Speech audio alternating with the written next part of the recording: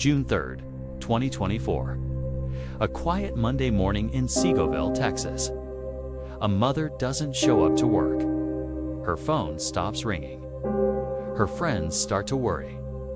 Just a few hours later, police officers arrive at a modest home on High Point Drive. It's a welfare check routine. But what they find behind a sealed garage door is anything but.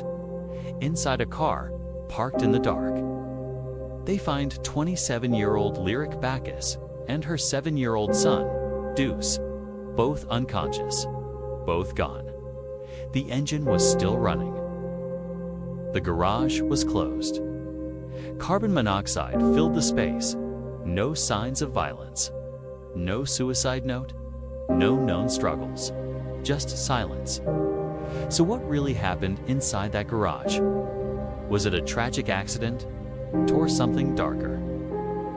This is the story of Lyric and Deuce, a mother and son who died together, mysteriously, in a place meant to be safe, and the questions still left behind. Who was Lyric Backus? Lyric Backus was born in 1996, raised in Texas, family-oriented, loyal, smart. She had a sharp sense of humor and loved hard. By her early 20s, Lyric was a full-time mom. She gave birth to her son Deuce when she was just around 20 years old. Friends said motherhood transformed her. Deuce became her world. She rarely went anywhere without him. Whether it was the store, the park, or a friend's house, Deuce was right by her side. Lyric worked multiple jobs, waitressing, retail, side gigs, always trying to give Deuce a better life. She often talked about wanting to go back to school or open her own business. Those who knew her described her as tough, but not closed off. She had been in a few difficult relationships, but she never lost her sense of purpose. Online, she kept her circle small. She was selective with who she trusted, but she never showed signs of giving up, not on life, and definitely not on her son. On Sunday, June 2nd, 2024, Lyric spent the day like most others, at home with Deuce. They were last seen outside their house in the early evening. Nothing seemed unusual. No arguments. No disturbance. Just quiet. Around 9:45 p.m., Lyric texted a close friend. Just 4 words. Home safe. Talk tomorrow. That was the last known message she ever sent. The next morning, she didn't show up for work. Her boss tried to call, no answer. Then her phone started going straight to voicemail by noon. A coworker called in a welfare check. Police arrived at Lyric's home around 12:22 p.m. for a welfare check. No one answered the door. The mailbox was overflowing. The garage door was closed, sealed tight. After repeated knocks and verbal warnings, they forced entry. Inside the garage, they found the car still running. Lyric was in the driver's seat. Deuce was in the back. Both were unresponsive. EMS arrived quickly, but it was already too late. Lyric and her son had been overtaken by carbon monoxide. Carbon monoxide is a silent killer. It's colorless, odorless, and completely invisible. Once it enters the bloodstream, it replaces oxygen, causing confusion, unconsciousness, then death.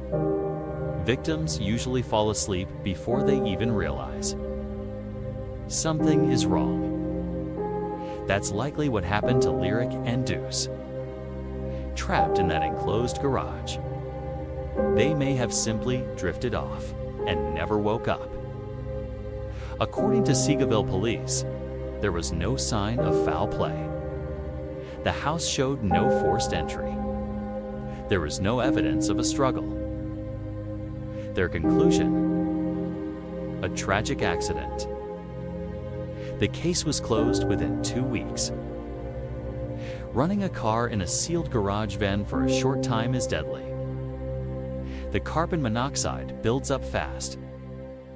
It can kill in minutes. A basic CO detector, which costs less than $20, might have made all the difference. Lyric's home reportedly didn't have one. Seagoville police launched a full investigation immediately. They searched the home. No signs of forced entry. No drugs or alcohol. No notes. No weapons. No signs of foul play. The car was inspected. No mechanical issues. No reason it should have been left running overnight. Lyric's phone was found in the car. It was dead with no outgoing calls after 9:45 p.m. So investigators shifted their focus to her digital footprint, her text messages, social media, browser history. She hadn't searched anything related to suicide or carbon monoxide. There were no goodbye messages. Her texts were normal, some, even playful. Police chief press statement: at this time, we have no evidence of foul play. All signs indicate this was a tragic accident. But not everyone was convinced. Online speculation erupted.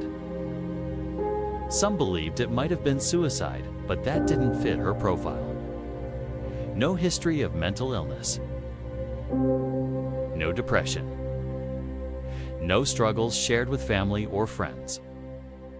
Others feared something more sinister. Murder staged to look like an accident. There was no sign of a break-in. But what if someone had a key? Some friends said Lyric had been anxious the week before. She mentioned drama, but didn't go into details. She also posted a cryptic Facebook story days before her death. Protect your peace. Trust no one. Was that just a general life quote? Or something more personal? The spotlight quickly turned to the father of Deuce. Lyric rarely mentioned him publicly. Friends say the relationship was strain-marked by an handoff communication and legal disagreements over support. Police did question him. He had an alibi. He reportedly cooperated and showed genuine emotion when told the news. But to those close to Lyric, the tension between them had been real. Was there jealousy? Resentment? Could that have played a role? Police found no evidence to suggest it. He was never considered a suspect. Still, in the court of public opinion, people had questions. Lyric had dated other men since separating from Deuce's father. One had a criminal record. Another was rumored to be controlling. Police investigated all known past relationships. One man was brought in for questioning, but later cleared. Another was confirmed to be out of state at the time of death. Digital records showed no recent threats. No domestic violence reports. No restraining orders. Still, friends were unsettled. One of them claimed Lyric had said, "If anything happens to me, ask questions." Whether she meant it seriously or not, no one knows. But it lingers.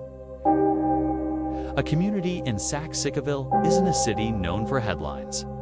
So when word of Lyric and Deuce's death spread, the community responded immediately. A candlelight vigil was held outside their home. Dozens came. Some knew them. Others didn't. Balloons, toys, flowers, they covered the garage. Local churches hosted a fundraiser. Lyric's family released a short statement thanking the public. But one thing was clear. Nobody had closure. The official story said accident. But the whisper said, that doesn't make sense. Within 2 weeks, Seagoville PD closed the case. The cause of death, accidental carbon monoxide poisoning. No evidence of foul play. No charges. No further inquiry. Just a mother and her child dead in silence, and a community left with heartbreak and doubt. 400 people die each year from carbon monoxide poisoning in the US alone. Most don't even realize it's happening. Running a Cariven for just a few minutes in an enclosed garage is deadly. A CO detector could save your life. Everyone should have one in their home, especially near attached garages. Lyric's garage reportedly had no CO alarm. Could a $20 detector have changed the outcome? We'll never know. Lyric. Backus. 27 years old. A daughter. A friend. A fighter Deuce, just 7, bright-eyed. Loved animals. Loved his mom more than anything. They had dreams, plans, a future. Now all that's left is a tragedy. And a list of unanswered questions. Was it an accident? Was someone else involved? Oh, or was it something we'll never truly understand? What we do know is this 2 lives were lost, and they deserve to be remembered. This story moved you. Share it. If you believe their voices deserve to be heard, speak up. And if you want to see more true stories like this, raw, real, and unfiltered, subscribe, leave a comment, and join the conversation. Together, we ask the questions that matter.